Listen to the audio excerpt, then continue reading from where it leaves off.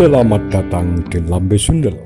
Sebelum Anda nikmati tayangan berikut, silakan klik like, subscribe, dan klik notification bell.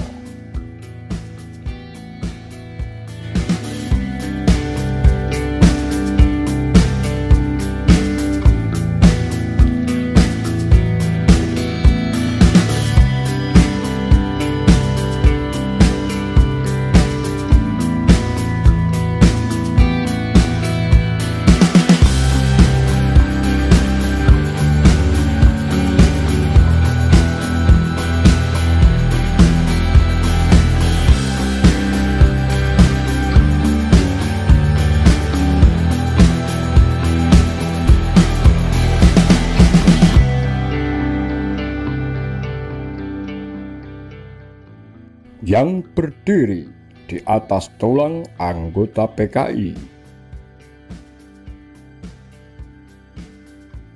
Tak banyak yang tahu jika Bali juga memiliki korban besar dalam sejarah pembantaian Partai Komunis Indonesia (PKI) periode tahun 1965 hingga 1966.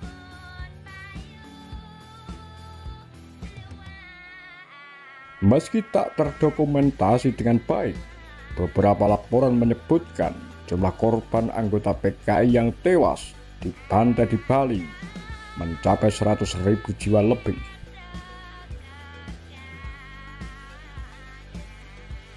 Peneliti dari ISEAS, Yusof Ishak Institute, Made Tony Supriyatma, memaparkan fakta penting seputar tragedi yang oleh orang Bali biasa disebut peristiwa Gestok. Dari hasil penelitian Made Tony, komunisme merupakan petak dasar nasionalisme di Republik ini.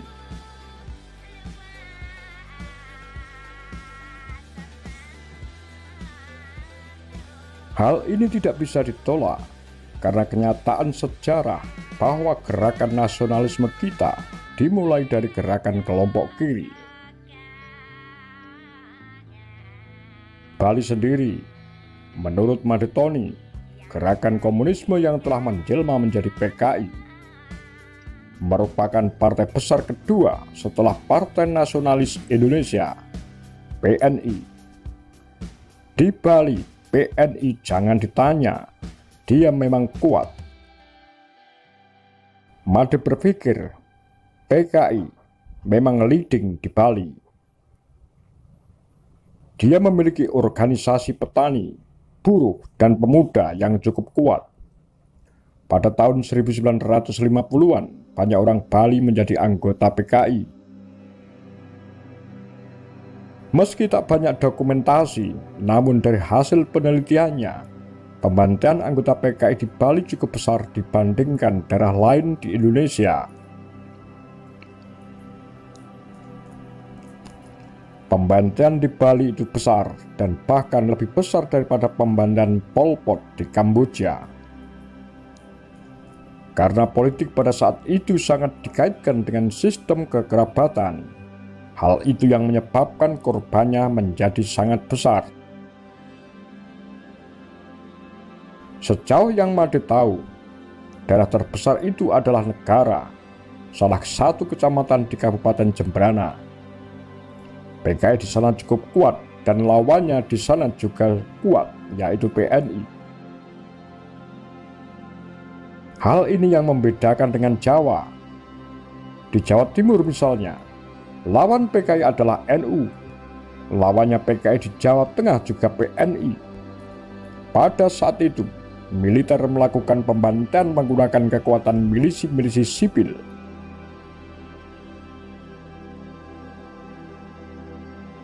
Made Tony melanjutkan penjelasannya. Kecamatan Negara menjadi daerah yang unik oleh sebab petinggi-petinggi penting di Pulau Dewata berasal dari sini. Gubernur pertama orang Negara, ketua PKI pertama orang Negara. Begitu juga dengan ketua PNI pertama dari Negara, pembentuk organisasi pemuda, pembantai PKI juga orang Negara. Dipaparkan pembantaian anggota PKI dilakukan oleh organisasi pemuda yang dibentuk secara khusus. Sejauh dari penelitiannya, kira-kira sepertiga dari penduduk Bali saat itu terimbas oleh peristiwa memilukan. Hampir setiap orang memiliki keluarga yang dibantai atau yang menjadi pembantai. Hal ini yang merubah perilaku mereka, sehingga banyak yang merubah identitas. Banyak juga di antara mereka, entah bagaimanapun caranya, masuk ke dalam struktur pemerintahan. Peristiwa kelam itu tentu saja menimbulkan trauma mendalam bagi keluarga korban. Bahkan Madetoni sendiri menyaksikan bagaimana orang yang tak bisa lagi memakan ikan laut lantaran ia meyakini bahwa keluarga mereka dibuang ke laut usai dibantai secara sadis. Dia juga melihat orang yang tidak berani pergi ke pantai karena kejadian pembantaian itu terjadi di pinggir pantai. Ironisnya, dan ini yang paling ironis dari semua ini, hampir semua hotel-hotel besar yang ada di Bali itu didirikan atas tengkorak pembantaian anggota PKI. Ia mengaku masih ingat ketika masih kecil bersama adiknya tengah bermain ke rumah kakeknya yang berada tak jauh dari pantai di kawasan Canggu. Saat itu, ia dan adiknya bermain di pinggir pantai. Mereka menggali gundukan pasir pantai. Di situ mereka menemukan tengkorak manusia dan tulang belulang. Namun sekarang sudah menjadi cottage. Waktu itu kakeknya menjelaskan kalau itu pasti bekas gestok. Tak hanya semasa kecil, ketika sudah menjadi peneliti, Madetoni juga masih menemukan hal serupa. Itu terjadi kala ia membantu wartawan asal Amerika Serikat yang tengah melakukan penelitian dokumenter di Bali. Mereka menggali tanah di pinggir pantai Rambut Siwi, Jembrana. Mereka mendapati tulang belulang dan tengkorak manusia anggota PKI.